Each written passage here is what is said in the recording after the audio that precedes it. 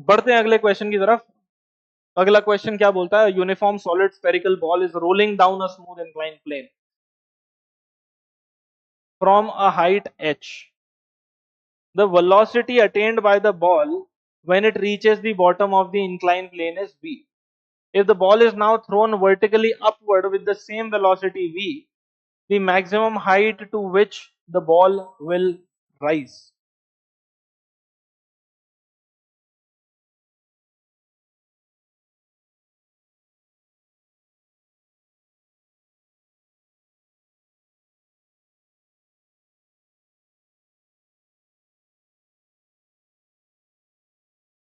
I think इस question में भी कुछ ना कुछ मिस्टेक है, क्योंकि एक सॉलिड बॉल जो है वो स्मूथ इंक्लाइन प्लेन पे पूरे वक्त रोल नहीं कर सकती। रोल करने के लिए फ्रिक्शन चाहिए, it is necessary.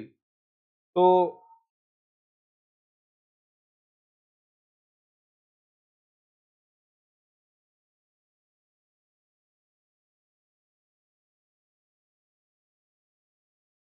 Just give me a second, एक बार देख लेते हैं।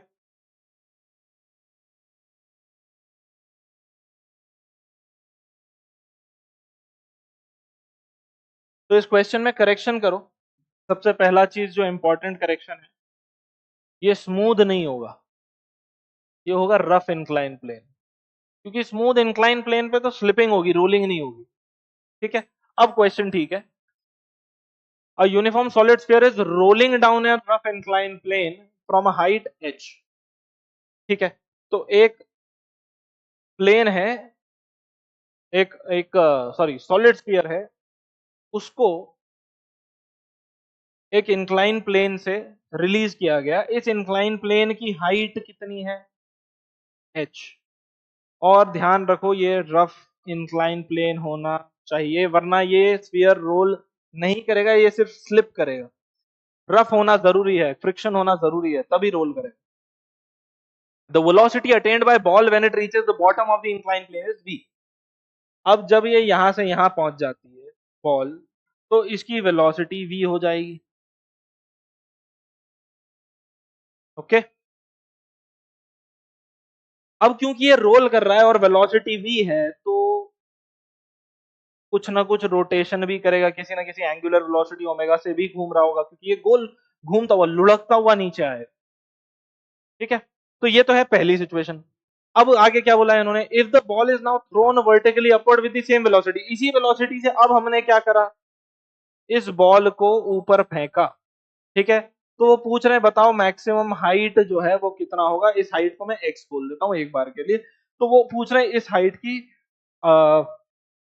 वैल्यू बताओ कितनी है। तो एनर्जी कंजर्वेशन लगेगा यहां पर दोनों ही केसेस में। तो पहले हम केस 1 को सॉल्व करने की कोशिश करते हैं, फिर केस 2 पे चलते हैं। केस 1 की अगर बात करें, तो यहां पे इस स्फीयर के पास पोटेंशियल एनर्जी है, वही पोटेंशियल एनर्जी नीचे आते आते ट्रांसलेशनल काइनेटिक एनर्जी और रोटेशनल काइनेटिक एनर्जी में कन्वर्ट हो जाएगी। तो केस 1 की बात करते हैं, केस 1 में एनर्जी कंजर्वेशन लगाएंगे। तो पहले जब स्फीयर ऊपर था तो पोटेंशियल एनर्जी थी mgh, वही एनर्जी नीचे आते आते काइनेटिक एनर्जी में कन्वर्ट हो गई। तो कौन कौन सी काइनेटिक एनर्जी में कन्वर्ट हुई, रोटेशनल काइनेटिक एनर्जी और translation kinetic energy. Translation kinetic energy हो जाएगी half m b square, rotational kinetic energy हो जाएगी हाफ आई ओमेगा स्क्वायर। ठीक है, अब एम जी एच जो है वो हो जाएगा half m v square plus half I omega square को लिखेंगे हम हाफ आई की वैल्यू हो जाएगी 2/5 m r square into omega square. ठीक, इस पूरी इक्वेशन में से m कैंसिल आउट कर देते हैं हम, तो जी एच और मेरे ख्याल से ये 2 भी कैंसिल आउट कर देना चाहिए। तो g h will be equal to v square by 2 plus, क्योंकि प्योर रोलिंग हो रही है इसीलिए v equal to r omega होगा। तो ये आर स्क्वायर ओमेगा स्क्वायर को हम वी स्क्वायर लिख सकते हैं, तो it be v square by 5। ठीक, तो जी एच जो है वो आ जाएगा कितना, बेसिस को सेम बना देते हैं, तो इधर इंटू 2 और इधर इंटू 5 तो देख सकते हो ये हो जाएगा 5v square plus 2v square which is 7v square by 10। तो v आएगा कितना, 10gh बाय 7 का रूट। ओके, ये होगी वेलोसिटी। पर सरफेस रफ होना चाहिए, यही बात मैंने पिछले क्वेश्चन में भी बताई कि अगर सरफेस रफ नहीं है तो फिर ये देखो अभी आ रही है ना अगले क्वेश्चन में, आगे वाले क्वेश्चन में √10 बाय 7 GH, उसके लिए सरफेस का रफ होना जरूरी है।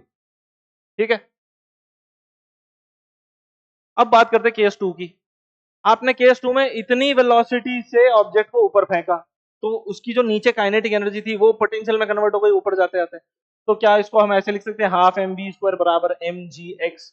मान लेते कि वो x हाइट तक चला गया तो m से m कैंसिल हो जाएगा और v² की जो वैल्यू है वो हो जाएगी 10gh/7 और इसमें हाफ मल्टीप्लाई करेंगे जैसा यहाँ पे दिया हुआ इक्वल टू gx।